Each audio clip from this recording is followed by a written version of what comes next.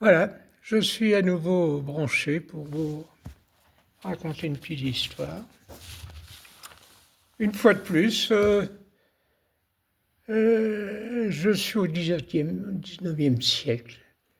C'est vraiment une période où je constate que je me retrouve souvent, euh, car c'est vraiment une période qui révèle une multitude d'entrepreneurs dans tous les domaines créatifs. Là. Toute la recherche, l'art. Donc ça grouille de partout. C'est vraiment une période, je trouve, fascinante dans tous les domaines. Bien, aujourd'hui, j'en ai croisé un que vous connaissez tous, évidemment, parfaitement, qui s'appelle Gustave Eiffel.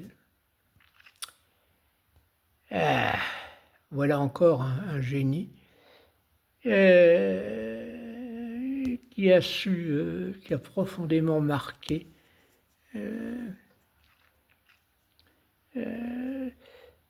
la, la, la révolution dans le domaine de l'architecture qui a bouleversé Paris et le monde entier. Bien évidemment, il est connu en priorité de l'ensemble de la population mondiale pour la réalisation de sa tour, la fameuse tour Eiffel qui domine Paris.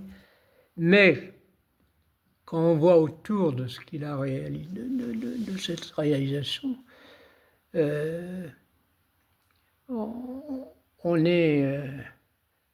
on s'aperçoit qu'il y a une multitude de facettes dans tous les domaines et qu'il a eu une production complètement effarante.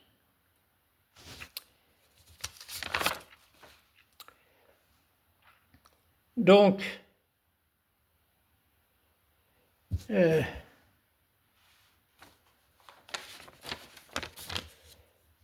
à cette époque, donc, au milieu du XIXe siècle, Napoléon est à la tête de la France. Il a confié à Haussmann la mission de rénover, de transformer Paris à l'image de Londres. Ce qu'il entreprend. Donc Paris va devenir un immense chantier et va voir apparaître des avenues, des immeubles, des gares, des ponts. Et donc ce jeune garçon qui est donc né à Dijon en 1832, où il fait ses études primaires, enfin jusqu'au bac, et à 20 ans,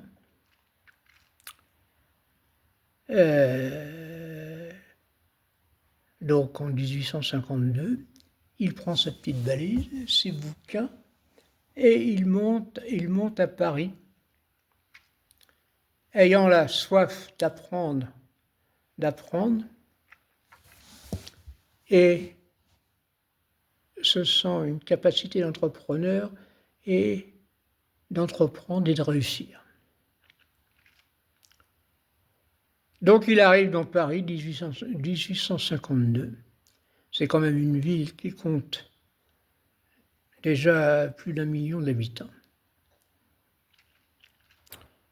Donc il s'installe, il trouve une petite chambre dans le quartier latin. Parmi d'autres étudiants, c'est le quartier qu'il est toujours d'ailleurs privilégié pour abriter les jeunes étudiants qui viennent à Paris. Et il s'inscrit et est admis comme élève à l'école centrale qui est tout à côté de l'endroit où il habite. Donc il entreprend ses études, il réussit parfaitement bien, Et il est surtout remarqué par l'ensemble des professeurs pour son sérieux et l'attrait, l'intérêt qu'il porte à ses études. Alors, en dehors de... Alors à l'école centrale, il va faire de la métallurgie, il va faire des mathématiques, il va faire de la chimie. Bon. Alors en dehors des cours, il n'y a pas grand-chose qui l'intéresse. Il ne fréquente pas les salons mondains ni rien. Sa joie, son plaisir, c'est quand il a un peu de repos, il parcourt Paris en marchant et il observe. Il regarde la Seine, les constructions qui sont faites, les travaux qu'entreprend Haussmann, déjà, les égouts, enfin bon, ça grouille de partout. Il regarde ça avec intérêt, avec un esprit de découverte et un esprit critique.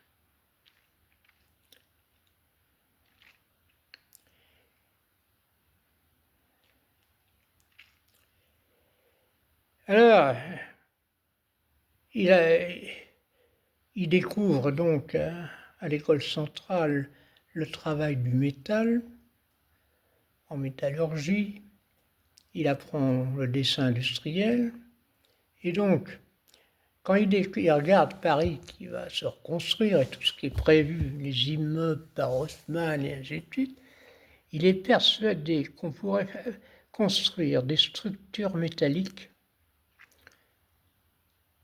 pour faire des charpentes de maison, des structures de ponts, de tout, qui coûteraient beaucoup moins cher, ce serait beaucoup plus souple que d'utiliser la pierre. Donc,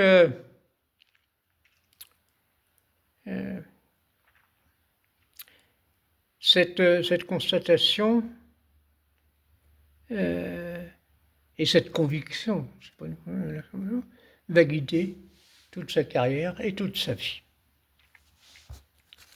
D'autre part, il est convaincu que son idée, c'est son idée de charpente métallique, va lui permettre qu'il pourra contribuer à la construction du nouveau Paris drivé par Haussmann. Donc, les seules relations qu'il peut avoir, il va avoir des entreprises, des entrepreneurs, des architectes, pour leur parler de leur métier, des besoins qu'ils auraient. Il s'informe. Bon, il frappe tout le monde par son intelligence, sa volonté de savoir. Les gens le remarquent, ce jeune ingénieur, ce jeune centralien. Donc il obtient son diplôme de centrale. Et donc pour conforter et en apprendre un peu plus, il y apparaît une entreprise de métallurgie dont le métier est de faire de la charpente métallique, mais d'une manière linéaire, c'est-à-dire ils prennent deux poutres qu'ils veulent relier ensemble. Donc ils percent les deux poutres et ils ne vont pas la souder, ils utilisent la technique du rivetage à chaud, c'est-à-dire on prend des rivets, qui sont un morceau de ferraille, qu'on chauffe à blanc. Donc quand il est blanc, on rentre cette tige dans les trous à travers les deux poutres et on prend des marteaux et on tape sur la tête qui était chaude et qui est malléable pour faire un genre la tête d'un clou, si vous voulez, des deux côtés. Et quand ça va refroidir, le fer va se rétracter et va relier les deux poutres ensemble. Donc il regarde les gens travailler, il parle aux ouvriers, aux contremaîtres qui sont là, quels sont les problèmes qu'ils rencontrent, qu'est-ce qu'ils peuvent faire. Alors comme il a l'œil l'œil critique et il se permet de leur apporter, de faire évoluer les process qu'ils utilisent pour améliorer leur technique et leur simplifier le travail. Et donc, il se fait un ami écouté de l'ensemble du personnel et des responsables de l'entreprise à qui il apporte beaucoup. Donc lui aussi, ça dure, il y va un certain temps, de manière à d'avoir un nouveau savoir-faire. Donc,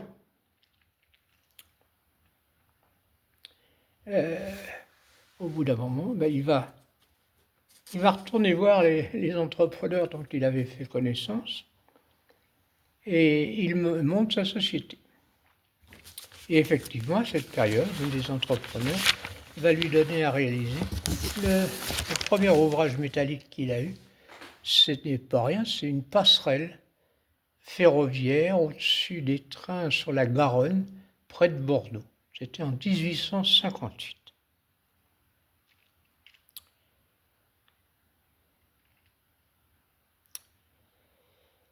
Donc, ce premier ouvrage est un grand succès. Donc tout le monde remarque ce travail tout à fait remarquable. Donc devant le succès, la réputation qu'il s'est faite, donc on commence à lui demander on va lui demander la ville de Paris, l'État français, va le charger de faire moult réalisations que je vous parlerai plus tard. Donc Paris devient son chantier principal. Nous sommes en 1889.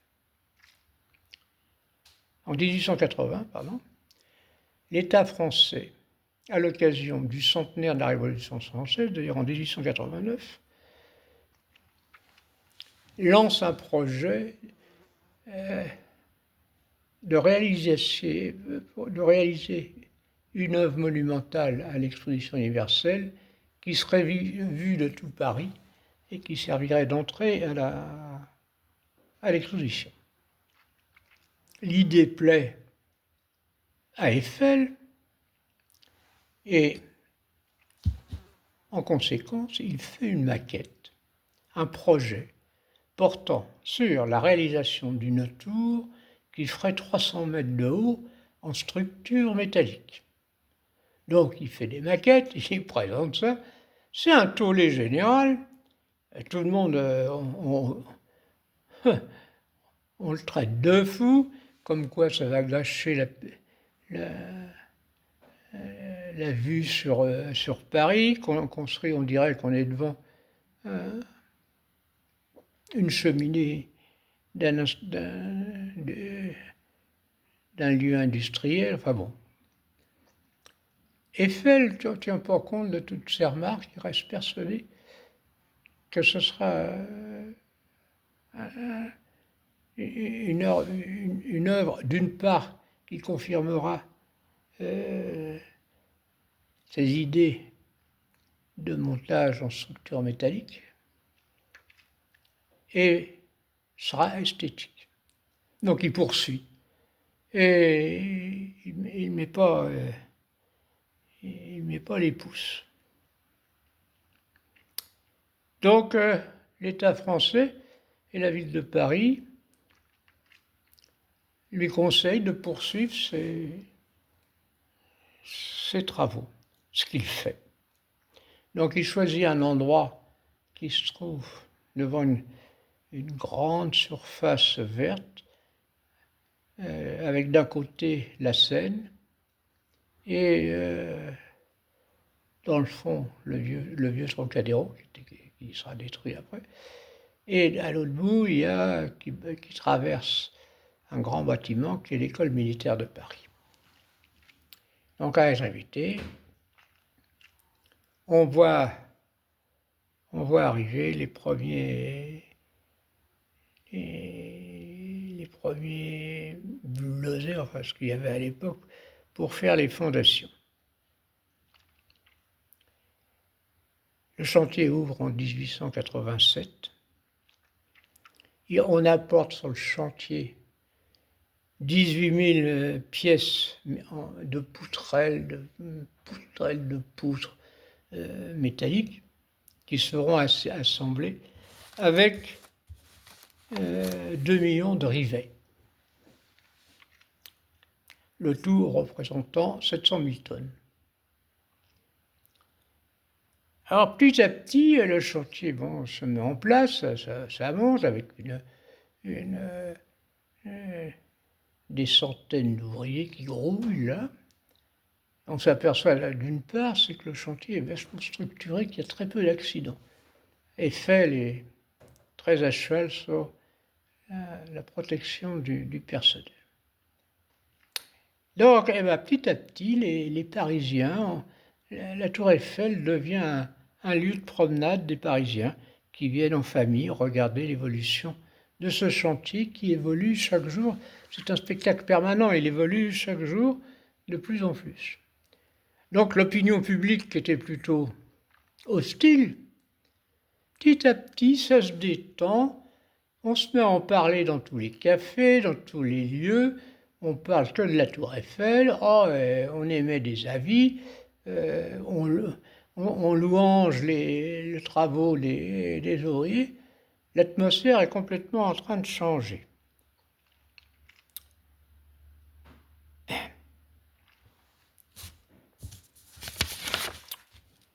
Et le 31 mars 1889, Gustave Eiffel gravit les 1700 marches de la tour, atteint le sommet de la tour et plante le drapeau français au sommet de sa réalisation. Quelques semaines plus tard, l'exposition universelle, qui recevra 2 millions de visiteurs, ouvre et l'ensemble des spectateurs, en rentrant dans l'exposition, la première chose qu'ils font, ils montent en haut de la tour Eiffel. Donc c'est une traînée de poudre dans toute la France, dans toute l'Europe, dans tout le monde, sur cette réalisation qui est absolument extraordinaire.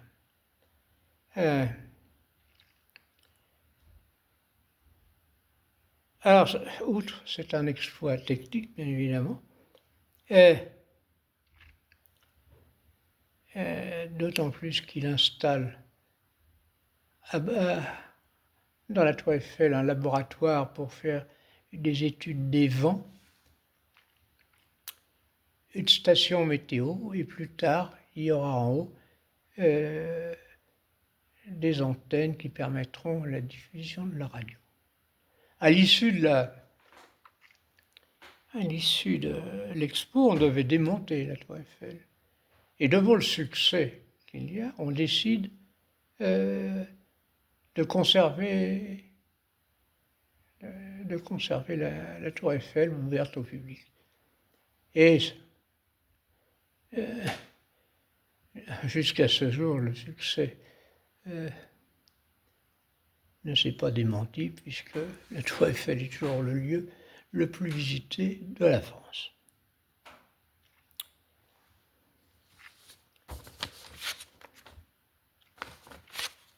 Alors, outre la construction de cette pièce majeure qu'est la tour Eiffel,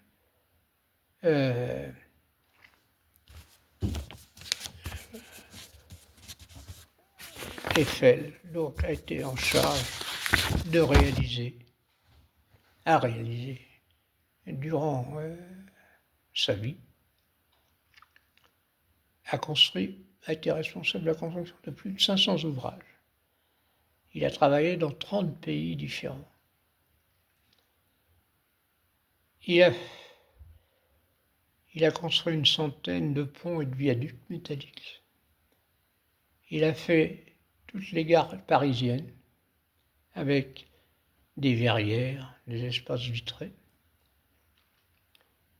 Il a construit des halles dans d'énormes villes. La plupart des halles qui ont des structures métalliques ont été faites par Eiffel. Il a construit des phares. Il a construit des usines. C'est quelque chose d'absolument fabuleux. Alors, je peux vous donner la liste, enfin pas la liste complète, mais les principales choses qu'il a réalisées, que vous connaissez la plupart. Donc en 1858, comme je vous disais, ce qu'il a construit en premier, c'est la passerelle ferroviaire sur la Garonne à Bordeaux. En 61, il construit également un pont ferroviaire à Bayonne. En 67, il construit 2 viaducs sur une rivière qui est dans l'Allier, qui s'appelle la Sioule. Il a construit le viaduc de Rouzat et le viaduc de Neuvial. En 1870, eh ben oui, il a construit le pont Colbert à Dieppe, le fameux pont Colbert qui est en panne depuis 2 ans, qu'ils sont en train de restaurer. Donc le premier pont tournant qu'il a fait, c'est là. Il a fait un pont métallique à Gérone. Il a été au Portugal sur le Douro, la rivière qui passe, la capitale du Portugal, c'est le pont Maria Pia. Il a construit la gare de Budapest. Pas rien, il y a une verrière extraordinaire. En Auvergne, il a construit également le pont de Cubzac. Je ne sais plus sur quelle rivière c'est pas sur l'Allier. Il a construit la structure métallique de la Statue de la Liberté.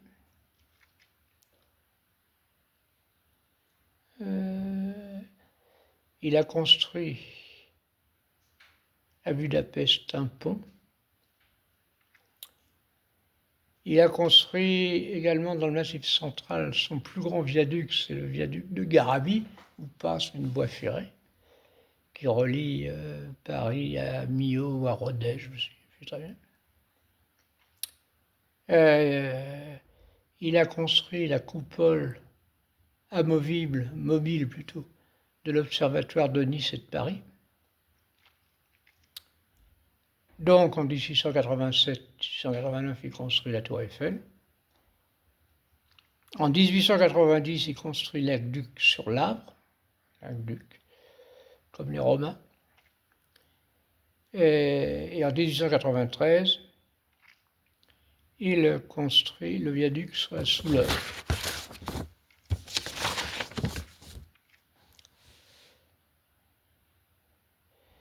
Alors, conjointement à ces réalisations techniques, il y a un volet supplémentaire qu'il inscrit dans le travail du fer. Il constate qu'avec le fer, on peut lui donner des courbes esthétiques, c'est-à-dire de faire des bâtiments qui ont, compte tenu de la déformation du fer, de servir d'armature avec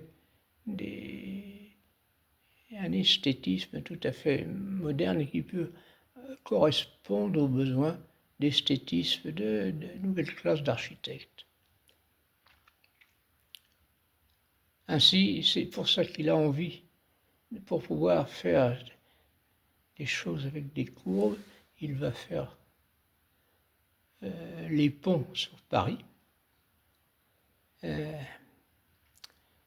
toutes ces réalisations avec ce volet esthétique va lui permettre d'être connu dans le monde entier et de poursuivre ses constructions de gares et de charpentes.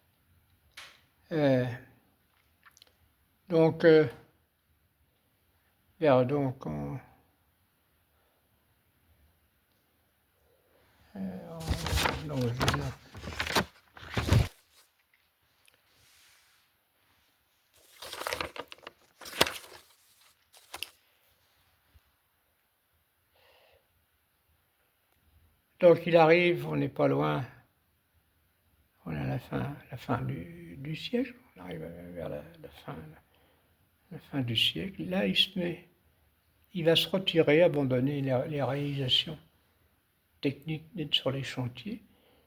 Il va rester chez lui à écrire et notamment à d'approfondir ses connaissances dans la science du vent qu'il a étudié avec soin, et ce sont des écrits qui seront transmis, ce qui va contribuer au développement de l'aviation. Et il écrit ses mémoires également, et toujours avec une vie humble, reclus un peu chez lui. Il mourra en 1923 à l'âge de 91 ans. Donc voilà le parcours de ces créateurs absolument extraordinaires qui, ce que je peux retenir, c'est quand il avait une idée, qu'il y croyait, malgré les rumeurs contradictoires qu'il y avait, il poursuivait son œuvre, et par la qualité de ses réalisations, il renversait les opinions qui, en fin de compte, finissaient par admirer tous les travaux qu'il a faits. Donc, voilà, presque 100 ans après, tout ce qu'il a réalisé, on continue à l'utiliser, à l'admirer. C'était vraiment un génie de son époque. Voilà encore un homme à qui on peut adresser nos compliments et les remerciements pour tout ce qu'il nous a légué. Et voilà, j'ai fini ma petite histoire sur Gustave Eiffel. Je vous embrasse tous, à bientôt.